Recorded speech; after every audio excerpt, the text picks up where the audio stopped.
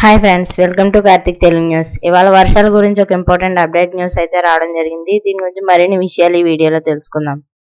దయచేసి ఈ వీడియోని అక్కడ స్కిప్ చేయకుండా చివరి వరకు చూడండి ఫ్రెండ్స్. అలాగే మా ఛానల్ సబ్స్క్రైబ్ చేసుకుని మాకైతే ఒక సపోర్ట్ అయితే ఇవ్వండి.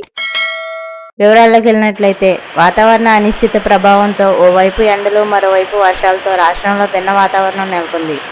ఇక రాబోయే 3 రోజుల్లో పలు ప్రాంతాల్లో తేలికపాటి నుంచి మోస్తరు వర్షాలు కురిసే అవకాశం ఉందని వాతావరణ విభాగం తెలిపింది. అలాగే శుక్రవారం శ్రీకాకుళం, పార్వతీపురం, మన్యం, అల్లూరు సీతారామరాజు, అనకాపల్లి, కాకినాడ, డాక్టర్ బిఆర్ అంబేద్కర్ కోనసీమ, తూర్పుగోదావరి, ఏలూరు, శ్రీ సత్యసాయి, వైఎస్ఆర్, అన్నమయ్య జిల్లాల్లో పిడుగులతో పాటు తేలికపాటి వర్షాలు కురుస్తాయని వాతావరణ శాఖ అంచనా వేసింది. ఇక శనివారం శ్రీకాకుళం, విజయనగరం, పార్వతీపురం, మన్యం, అల్లూరు సీతారామరాజు, విశాఖపట్నం, అనకాపల్లి, కాకినాడ, డాక్టర్ బిఆర్ అంబేద్కర్ కోనసీమ, పల్నాడు, ప్రకాశం, నంద్యాల జిల్లాల్లో అక్కడక్కడ పిడుగులు పడడంతో పాటు తేలికపాటి నుంచి ఓ మోస్తరు వర్షాలకు అవకాశం ఉందని వాతావరణ శాఖ పేర్కొంది.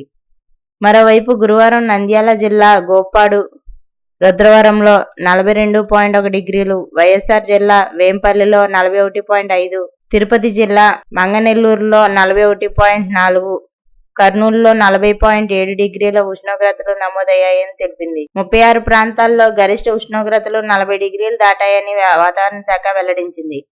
సో ఫ్రెండ్స్, ఇదే update news. Thank you friends. Thanks for watching this video.